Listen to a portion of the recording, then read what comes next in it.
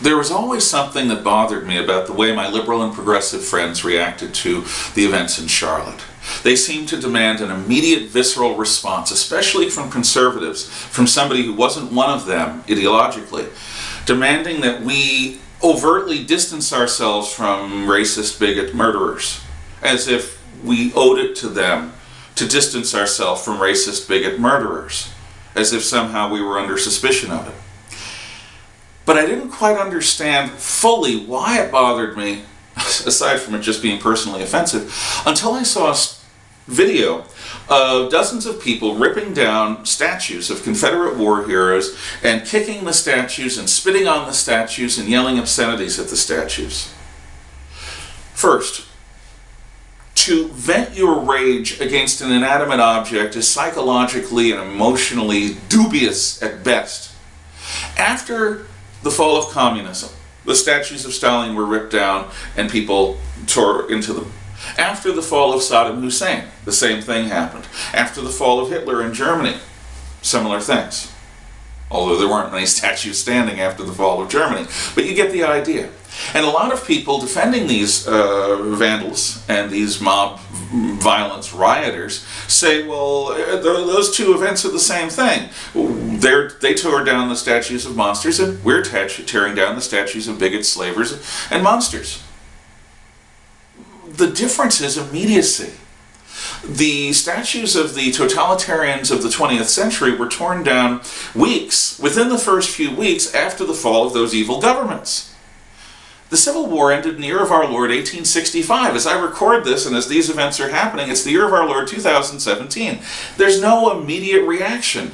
So this is not a natural, spontaneous event. These are not natural and spontaneous events. They are ginned up.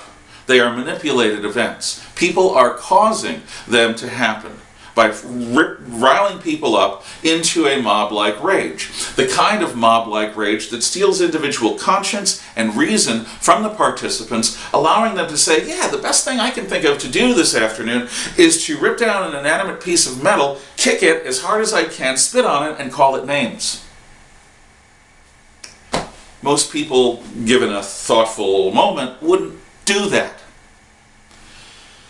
When I see those videos, I remember the videos of the nighttime book burnings in Nazi Germany, where crowds are Sieg Heiling and giving the Hitler salute and cheering and dancing with jubilation as the objects that they hate, that represent what they hate, are burned. The books of non-right-thinking Germans, the books of Jews, the books of foreigners.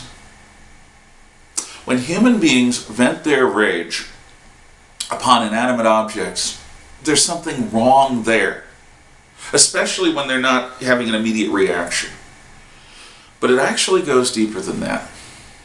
The best antidote to tyranny and mob violence is historical perspective. Historical perspective is the understanding not only of what happened in the Civil War, but the understanding of why during over a century of time after the end of the Civil War, people of goodwill put up statues to Robert E. Lee. It is important to understand not just we don't like slavery, but what happened after the war. Because after every war, people have to feel out how to deal with victory, defeat, and reconciliation or retribution. And what happened after our bloodiest and most divisive war helps us understand what we might have to do at the end of a future war. That's the point of history. To understand why. Not just why the relic was inspired by the life of Robert E. Lee, but why it was built in 1950. What was it about the people of 1950 that made them want to build a statue to Robert E. Lee? The understanding of history isn't just the understanding of the direct event, it's the understanding of how people have reacted to and remembered that event. That's why these statues are important.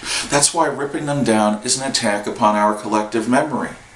What people who are behind these mobs want to do is they want to erase from the memory of living human beings why anyone would think well of somebody who fought in the cause of slavery. Well, not all Southerners fought and died for slavery. They thought that a government in Washington, D.C. that could take their legally acquired property against their will is a government in Washington, D.C. that already had the power of a tyrant. And they were right. They fought for states' rights. Many of them fought exclusively for states' rights. Some of them fought for both, but slavery for them was a symbol. Most of the Southerners who fought couldn't afford a slave. Yet today, to prove our righteousness, again in some sort of mob-frothy way, we have to spit upon statues and accuse anyone in the past that doesn't live up to our personal standards or our contemporary standards of political correctness as stupid or evil and worthy of simply being forgotten. If you forget the past, you will make the same mistakes in the past. This is true in life and it's true in history. So anytime people rip down statues, I worry. And anytime people engage in mob actions, I worry. In the case of Robert E. Lee, he's worthy of having statues raised to him for one reason above all others. In 1865, he chose to surrender at Appomattox Courthouse. Many of his soldiers and officers wanted to go into the hills and wage a guerrilla war that would have lasted decades and cost tens of thousands more lives. Robert E. Lee spared this country that. He alone, as an individual, made the choice to end the war, to surrender his army, and to prevent a large-scale guerrilla campaign.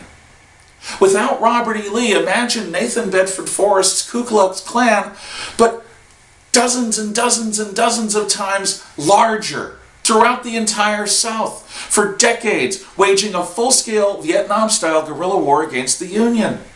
This is what Robert E. Lee spared us. And that part of the story is worth remembering. The past is not there for us to judge. It's for us to understand so that we can decide better how we will live for, die for, and if necessary, kill for those ideals that we believe. Think on it. Be well.